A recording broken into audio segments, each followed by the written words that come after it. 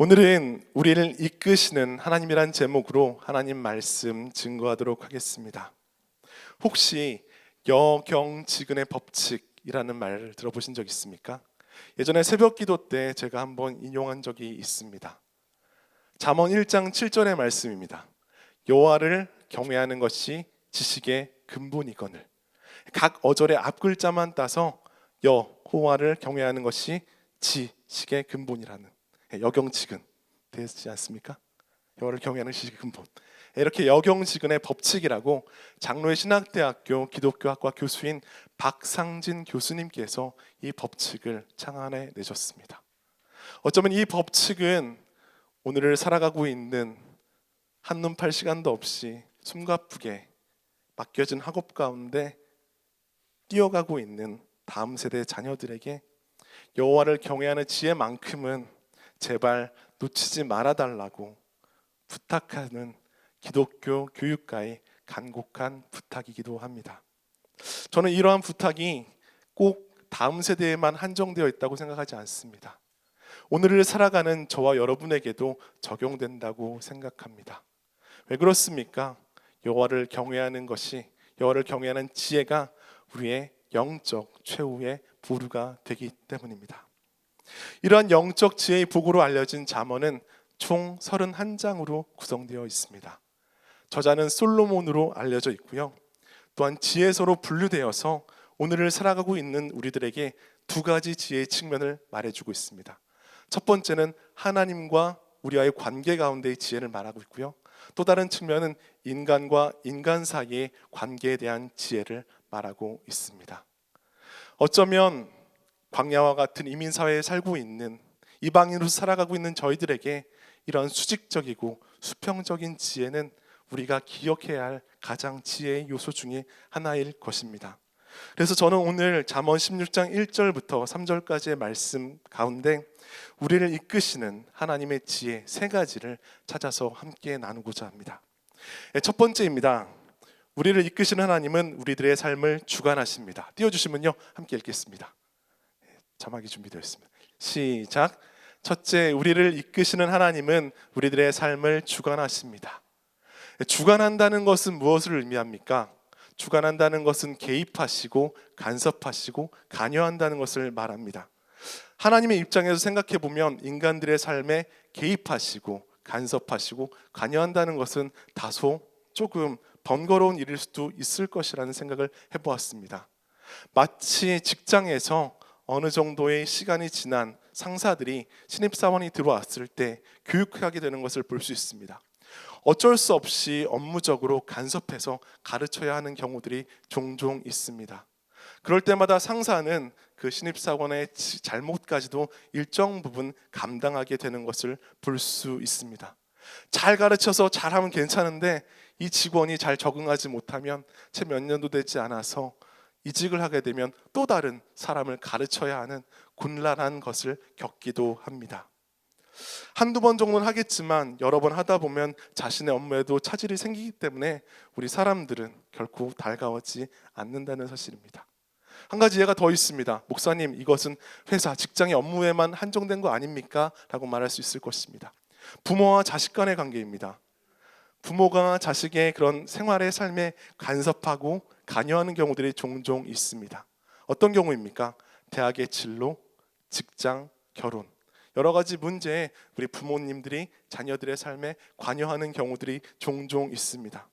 제가 잘 보니까요, 우리 어르신들은, 우리 부모님들은 일정 부분 잘 감당하지만 자기들의 의견을 자신의 자녀들에게 소신 있게 말하고 있지는 않으시는 것 같습니다. 자녀들의 눈치를 보거나 한 걸음 떨어져 있거나 또는 말끝을 흐리게 되는 경우가 종종 있습니다. 왜 그렇습니까? 우리가 자녀의 삶을 모두 다 책임져 줄 수 없기 때문입니다. 하지만 우리 하나님께서는 우리의 삶 가운데 모든 것을 책임져 주시기를 원하시고 우리의 삶에 가입하시고 간섭하시고 주관하여 주기를 원한다는 사실입니다. 하나님께서 우리의 삶을 관여하는 것에 대해서 절대 성가셔하지 않습니다. 절대 번거로워하지 않으신다는 것입니다. 하나님께서 오늘도 책임감을 가지고 우리의 삶에 개입하시고 간섭하시고 계신다는 사실입니다. 성경은 말합니다. 본문 1절의 말씀입니다. 함께 읽겠습니다. 마음의 계획은 사람에게 있어도 결정은 여호와께 있다. 사람들은 자기의 기회를 마음으로 계획하십니다. 근데 그 결정은 누구에게 있다고요? 하나님께 있다는 것입니다. 저는 여기서 의문이 듭니다. 하나님께서 다 결정하시는데 우리는 계획을 해야 합니까? 하지 말아야 합니까? MBTI 결과를 보면 계획에 대한 인간적인 성향은 두 가지로 나눠지는 것 같습니다. 여러분이 잘 아시는 P, perceiving, 인식이라는 거고요. J, 저징, 판단이라는 것입니다. J타입은 계획하고 목표 지향적이고 체계적인 반면에 P타입은 자율적이고 임기응변에 강하고 다양한 선택을 선호하는 경향을 가지고 있습니다. 여러분은 J타입이십니까? P타입이십니까? 그렇다면 하나님께서는 J타입을 좋아하십니까? P타입을 좋아하십니까? 제가 성경을 읽으면서 한 번도 성경에서는 어떠한 타입대로 살아야 된다고 말하는 것을 보지 못했었습니다. 다만 이런 계획의 유무를 떠나 하나님께서는 내 삶에 오늘도 개입하시고 간섭하시고 주관하신다는 것을 우리에게 기억해 달라고 말씀하시는 것을 볼 수 있습니다. 이것을 조금 어려운 용어로 말하면요, 하나님 주권이라고 말합니다. 이게 하나님 주권이라는 것은 무엇입니까? 우리의 삶의 최고의 통치자가 바로 하나님이시며 오늘도 우리의 모든 것들을 주관하고 계신다는 것입니다. 하나님께서는 그래서 우리가 어떠한 결정을 하든지 우리를 응원하고 계시고 또한 하나님 보시기에 가장 좋은 방법으로 우리의 삶이 나가기를 원하신다는 것입니다. 혹시 열왕기상 22장에 기록된 길르앗 라못 전투를 기억하십니까? 이 전투는 북이스라엘과 남유다 연합군과 아람 군대가 싸웠던 사건입니다. 어떻게 보면 아합 왕과 여호사밧이라는 왕이 합력해서 싸우기 때문에 누가 봐도 연합군이 이겨야 되는 싸움이었습니다. 하지만 결과는 어땠습니까? 하나님께서는 아람 편을 들어주셨습니다. 왜 그렇습니까? 아합 왕이 하나님 보시기에 기뻐하지 않은 일들을 많이 했었기 때문입니다. 그 중에 가장 대표적인 것이 무엇입니까? 바로 시돈 사람 엣바알의 딸 이세벨을 아내로 맞아들인 것입니다. 엣바알, 바알 사람이라는 뜻입니다. 누가 봐도 이 사람은 바알을 섬기는 사람인데 그 사람의 딸을 아내로 받아들였다는 것은 하나님께서는 영적 음행을 하는 이스라엘을 불보듯이 뻔했었기 때문에 이것은 아합에게는 분명히 잘못된 것일 것입니다. 또한 무엇을 또 잘못했습니까? 자신의 궁전 근처에 있는 나봇의 포도원이 있었습니다. 그 포도원을 갖기 위해서 건달들을 고용해서 그를 계획적으로 살인하려는 음모를 꾸미고 실제로 그를 죽입니다. 너무나 대단한 일이 일어났습니다.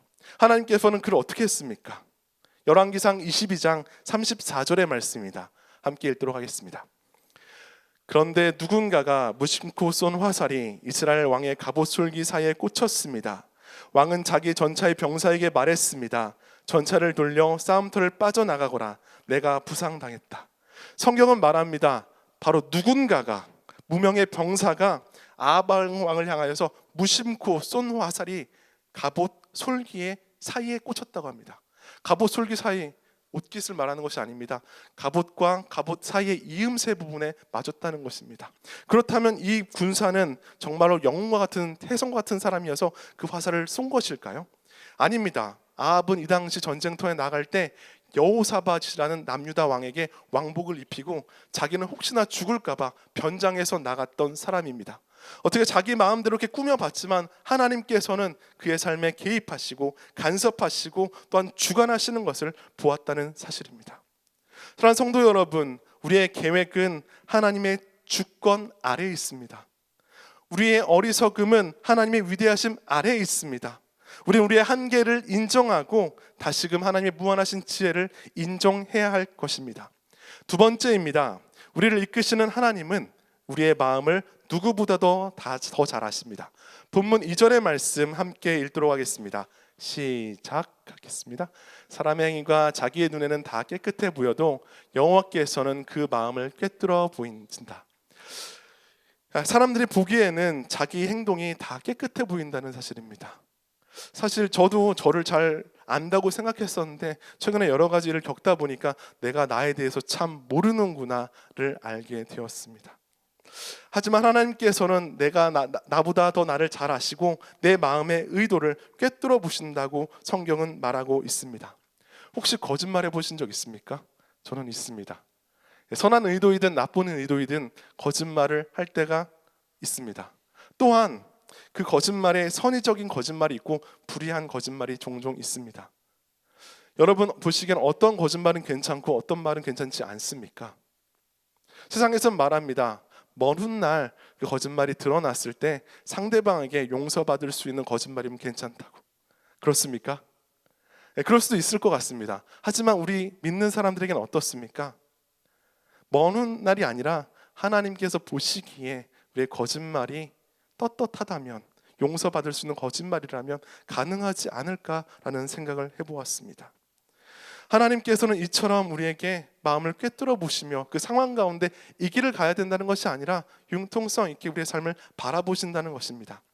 이찬수 목사님의 저서 아는 것보다 사는 것이 중요하다라는 책을 보면 구구단 시험 이야기가 있습니다. 8 곱하기 7은 했을 때 대답이 나오시겠죠. 하지만 이 학생들은 한 명은 47, 한 명은 54라 적고 말았습니다. 둘 다 오답입니다. 당연히 선생님은 0점 처리했을 것입니다. 그런데 이 54라고 쓴 녀석이 자기의 답은 2밖에 차이가 안 나는데 B라는 아이는 9랑 차이 나는데 왜 똑같이 0점 차이 하냐고 항의했다고 합니다. 여러분 어떻습니까? 우습지 않습니까? 근데 우리 인생도 이와 유사한 것 같습니다. 우리들도 우리 인생의 사칙연산, 더하기, 빼기, 곱하기, 나누기 앞에서는 딱딱 떨어지는 인생의 정답이라고 생각하지만 서로의 오답을 비교하며 자신의 우월함을 주장하는 어리석음이 우리 가운데 있다는 사실입니다. 성경은 말합니다. 마태복음 10장 30절의 말씀입니다. 또한 하나님은 너희 머리카락 수까지도 다 세고 계신다. 이 말씀 무엇을 의미합니까? 정상인의 모발수는 보통 10만 개 정도 된다고 합니다. 물론 개인마다 편차는 조금 있을 것입니다. 하지만 머리카락을 빠지는 것도 하루에 사람별로 한 50개에서 100개 정도 빠진다고 합니다. 하나님께서 하실 일이 없어서 매일매일 머리카락을 세고 계실까요? 저는 그렇게 생각하지 않습니다. 이 말씀은 오늘도 하나님께서 세심하게 우리의 심령을 꿰뚫어 보시며 우리의 마음까지도 보고 계신다는 것을 말하고 있다는 사실입니다. 이 밤 우리의 마음을 꿰뚫어 보시는 하나님 앞에서 저와 여러분이 정직해지기를 진심으로 축복드립니다. 마지막입니다. 우리를 이끄시는 하나님은 우리의 소원을 이루어 주십니다. 본문 3절의 말씀입니다. 함께 읽도록 하겠습니다. 내가 하는 일을 여호와께 맡겨라. 그러면 내가 생각한 것이 이루어질 것이다. 하나님께서는요, 내가 생각하는 것이 이루어질 것이다 라고 말씀에 분명히 기록해 놨습니다. 단서가 있습니다. 나의 행사, 나의 행한 것들을 주님께 맡길 때 주님께서 들어주신다는 것입니다. 세상은 말합니다. 생각대로 된다고. 생각대로 알파벳 딱 하면서 있지 않았습니까? 그게 아니라 우리들은 말씀에서는 우리의 삶을 주님께 맡길 때 하나님께서는 그 기도 제목들 가운데 생각하는 것들 가운데 응답하신다고 말씀하시고 있습니다. 대통령 서재에 꼽힌 기독교 서적으로 유명세를 타게 된 기독교 서적 광야를 읽다라는 책을 보면 이 책의 저자이자 광야 전문가로 알려진 이진희 목사님은 다음과 같이 광야에서의 성공을 정의하고 있습니다. 광야에서의 성공은 광야를 정복하는 것이 아니라 광야 가운데 살아남아서 무사히 빠져나가는 것이다. 우리들은 이 거칠고 험한 광야 같은 인생 가운데서도 뭔가를 정복해 보려고 하고 뭔가 자기 소유를 쌓아보려고 하고 자기 흔적을 남기려고 하지만 이 광야 전문가는 그것이 아니라 광야는 통과하는 데 의미가 있다고 말하고 있다는 사실입니다. 저 여러분이 여기서 기억해야 될 사실이 있습니다. 광야는 고정된 장소, 상수와 같은 장소가 아니라 변수와 같이 오늘도 예측할 수 없는 방법으로 우리의 생각을 뛰어넘는 장소라는 사실입니다. 그러므로 광야에서는 우리들의 연약함과 한계와 어리석음을 인정하고 우리의 삶에 힘을 빼고 광야를 무사히 그저 잘 통과할 수 있도록 겸손한 마음으로 하나님께 지혜를 구해야 한다는 것입니다. 그렇게 하나님께 우리의 삶을 맡길 때 하나님께서는 어떻게 하십니까? 하나님께서 우리의 삶 가운데 생각대로 이루어 가실 것이다 라고 약속해 주고 계시다는 사실입니다. 사랑하는 성도 여러분, 우리 하나님께서는 이 광야 같은 세상에서 갈팡질팡거리며 거둥거리는 우리들을 이끄시기를 원합니다. 이것은 단순히 먹고 입고 자는 의식주의 차원을 넘어서 하나님께서 하나님의 형상으로 저희들을 빚어가기를 원하신다는 사실입니다. 그래서 구름 기둥과 불 기둥, 만나와 메추라 하기는 것으로 먹이고 지키는 데서 그치는 것이 아니라 하나님의 형상이 우리들 가운데 다시금 나타나기를 하나님이 빚어가시고 계신다는 사실입니다.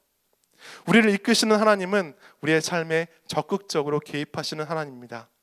우리를 이끄시는 하나님은 우리보다 우리를 더 잘 아시는 하나님입니다. 우리를 이끄시는 하나님은 우리의 삶을 맡길 때 우리의 소원을 응답해 주시는 하나님이십니다. 오늘도 그 하나님께 의지하며 나가기를 원합니다.